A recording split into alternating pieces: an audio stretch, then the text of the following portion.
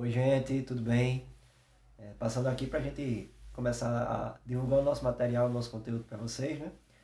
E assim a gente começa, continuar trabalhando, né? Teontologia, que nós conhecemos popularmente como doutrina de Deus. Semana passada nós tivemos a nossa primeira aula. Tivemos uma conversa boa na nossa primeira aula, estabelecemos algumas bases sólidas para o discorrer da nossa disciplina. Pensamos em algumas coisas que são necessárias para o estudante de teologia, dentro da perspectiva de estudar a área do próprio Deus, estudar o que nós chamamos de ensino acerca de Deus, do que temos realmente que pode ser estudado acerca disso. Mas eu queria estabelecer algumas coisas também para essa aula de hoje, que nós temos a premissa de tentar avaliar essa aula de hoje, ou tentar analisar essa aula de hoje, como uma aula que a gente possa falar da existência de Deus em si.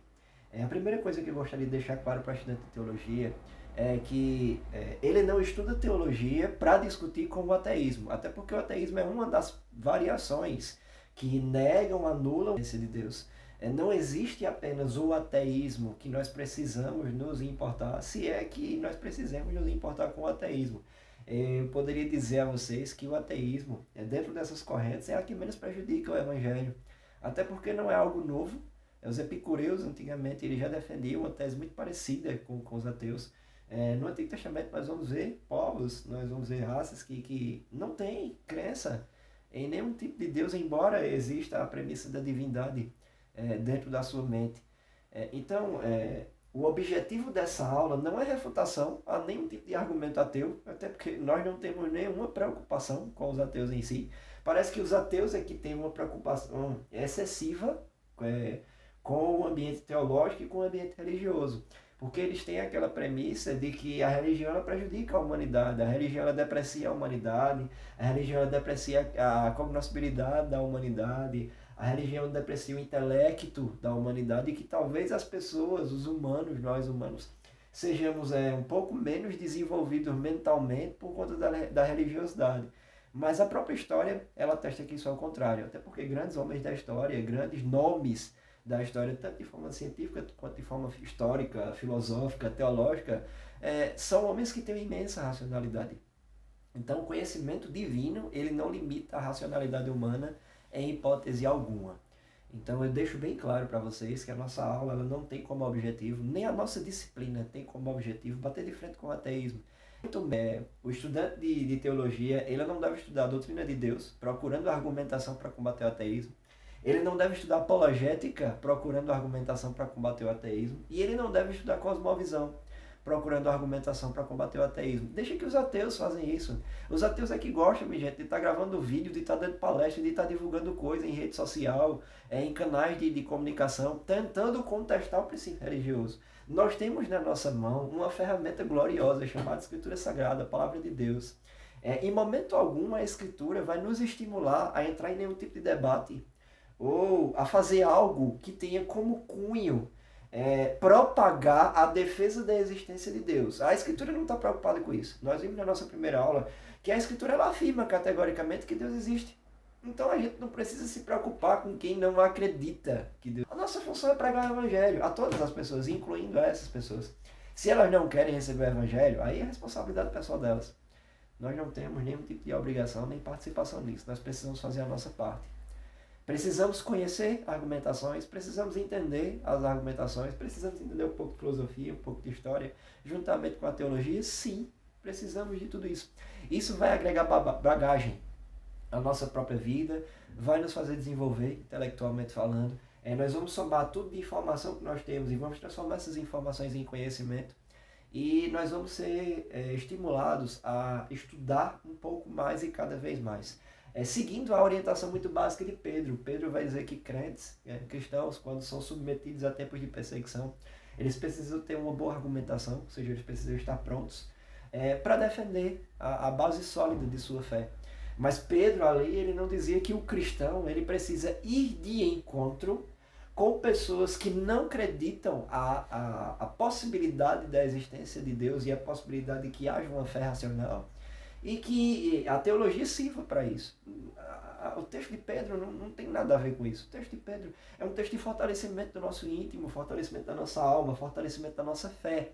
O texto de Pedro nos direciona que em tempos difíceis, em tempos de provação, em tempos de adversidade, em tempos de tribulação, o cristão em si, por ser uma pessoa de fé, por ser uma pessoa que reage às situações de forma diferente, ou deveria ser, ele vai precisar do que ele está reagindo dessa forma, de o que é que faz com que ele reaja dessa forma, de por que Deus é tão importante na vida do cristão. Então tudo isso Pedro vai abordar na sua primeira carta. Não necessariamente uma base para que a gente precise se preocupar exacerbadamente com as argumentações ateístas que nós temos nos últimos 2 séculos. Até porque o ateísmo em si, ele vai se desenvolver realmente nos últimos 2 séculos e tem mais a ver com um problema de educação familiar, de ensino familiar, do que um problema de crescimento filosófico ou teológico. É mais um problema de orientação familiar que se perdeu ao longo dos anos. Então a gente vai dar uma avaliada nessas coisas também na nossa aula. Tendo uma aula exclusiva, minha gente, para pensar um pouco na existência de Deus, não é uma aula que nós vamos pensar no ateísmo, não é uma aula que nós vamos pensar na situação da igreja com relação a Deus. É uma aula que nós vamos pensar um pouco em nós, como estudantes da Palavra de Deus, e nós vamos pensar um pouco em algumas argumentações que existem, que nós vimos um pouco delas semana passada, e nós vamos pensar também em alguns princípios que vão tentar anular a existência de Deus, e nós vamos tentar somar tudo isso no final e chegar a um pensamento comum. Tá ok? Então, vamos tentar dar uma recapitulada, porque quando nós falamos em existência de Deus, logo vem na nossa mente argumentos que atestam a existência de Deus. Então, de antemão, eu queria deixar bem claro para vocês. Pensando no ateísmo agora, esses argumentos não atestam a existência de Deus. Ateus, eles têm várias argumentações que vão questionar todos os argumentos, seja o ontológico, seja o cosmológico, seja o teleológico, seja a teoria do design inteligente, seja o argumento moral, seja o argumento do consenso universal. Eles conseguem estabelecer premissas, tão premissas quanto as nossas premissas de argumentação. Eles vão trabalhar muito com a tese de que as premissas que estabelecem os nossos argumentos são premissas que são criadas ou pela igreja ou por estudantes de teologia da história, e são premissas que podem ser quebradas a qualquer momento, com qualquer tipo de teoria, por mais adversa que ela seja. Então, pensar na existência de Deus, você precisa fugir um pouco da questão da argumentação, porque a argumentação vai transformar a existência de Deus em algo muito racional. E eu queria pensar um pouquinho com vocês, antes de entrar nisso aqui, no que nós chamamos de cognoscibilidade de Deus. Professor, o que seria cognoscibilidade de Deus? Não é um termo tão complicado. Cognoscibilidade, irmãos, é a capacidade que nós temos de raciocinar, de desenvolver intelecto. Por que cognoscibilidade de Deus? Porque Deus, ele permite que com o nosso intelecto nós compreendamos dele aquilo que ele quer que seja compreendido. Então nós trabalhamos na perspectiva de que Deus existe e de que ele é um ser que pode ser compreendido, mas não plenamente compreendido ou totalmente compreendido. Porque se ele fosse plenamente, isso limitaria ele. Deus, ele não pode ser um ser limitado. Se ele fosse totalmente compreendido, limitaria Deus, e ele não pode ser limitado. Ele descaracterizaria a divindade, sendo uma divindade completamente limitada. Então, a partir daí, é que os argumentos ateístas, eles não vão nunca ter uma base para nos convencer, nem os nossos argumentos vão ter base para convencê-los. Porque eles trabalham com a ideia de que a divindade ela precisa ser totalmente e plenamente conhecida para que ela seja realmente real. E nós trabalhamos com a argumentação de que a divindade ela não pode, em hipótese alguma, ser plenamente conhecida. Porque se ela é plenamente conhecida, descaracteriza a sua soberania, a sua grandeza e o seu poderio. Então, logo, esse debate é um debate que vira um buraco negro. Ele não tem fim, ele não tem fundo, ele não tem base. Então é desnecessário esse debate, essa argumentação, tanta coisa para se preocupar. Nós temos tantos problemas internos. Como eu disse a vocês, os ateus eles não prejudicam a igreja. Talvez o que prejudique a igreja seja a própria igreja, pela falta de estudo da igreja, pela falta de estrutura da igreja, pelos problemas morais da igreja, pela diversidade teológica da igreja e de correntes teológicas dentro da igreja, que tem prejudicado bastante o desenvolvimento do evangelho. Então nós temos coisas bem mais importantes para nos preocupar. Quando nós falamos de cognoscibilidade de Deus, nós estamos falando de um Deus que nos dá acesso ao conhecimento acerca dele e ele mesmo nos proporciona ferramentas para que esse acesso seja facilitado. A revelação natural, a revelação específica na pessoa bendita de Jesus Cristo, a revelação através da palavra de Deus, que é a maior ferramenta que nós temos para estudo e para conhecimento da pessoa de Deus, através da pessoa de Cristo, através da avaliação de argumentos, através da avaliação da história. Então, enxergar Deus e tentar afirmar que nós podemos conhecer Deus em sua totalidade é uma mentira, é um mito. Nós podemos conhecer Deus e nós cremos que Ele é real através daquilo que Ele nos revelou e através daquilo que nós contemplamos de forma histórica e de forma natural. Ok? Dentro dessa perspectiva, vai entrar também a questão das argumentações. Nós trabalhamos semana passada 4 argumentos que nós enxergamos como bases argumentativas para a existência de Deus, mas que, como eu já disse a vocês, elas não atestam realmente, plenamente a existência de Deus, porque são fáceis de ser contestadas. Mas elas dão uma base criada historicamente e filosoficamente para que não exista a negação da existência de Deus, mas que também não exista a afirmação plena da existência de Deus. Então ele não pode pegar nenhum argumento e dizer que Deus não existe, mas ele também não pode pegar nenhum argumento e dizer que Deus existe. Então, por ter essa linha muito fina e muito tênue entre a existência e a não existência de Deus, nós temos base suficiente para continuar a pregação do Evangelho. Por quê? Porque os ateus eles nos pedem provas de que Deus exista. E nós vamos continuar com as provas, pedindo provas a eles de que Deus não existe.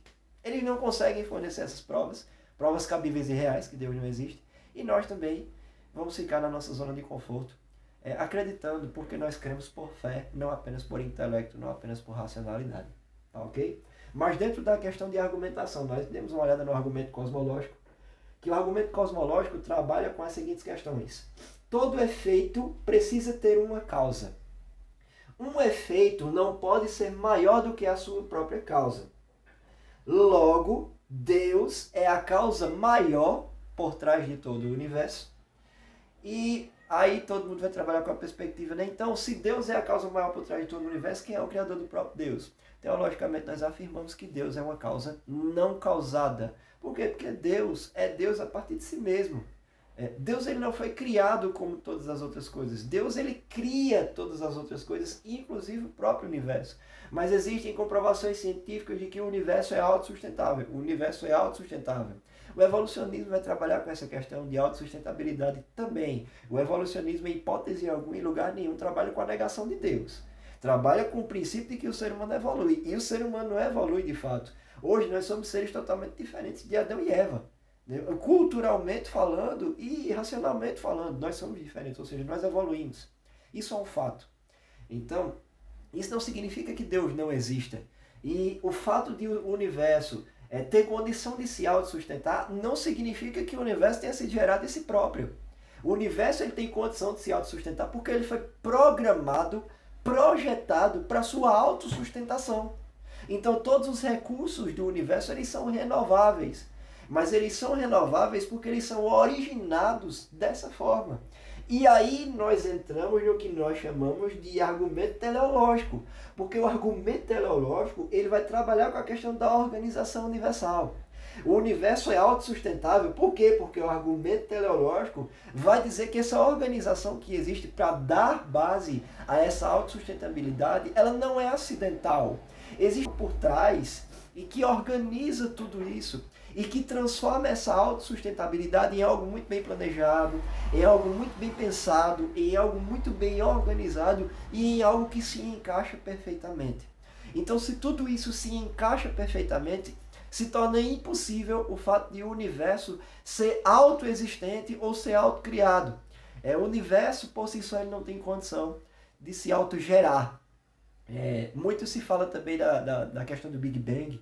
O Big Bang em si não se trata da origem do universo. O Big Bang em si se trata de uma junção e de uma organização para quem acredita.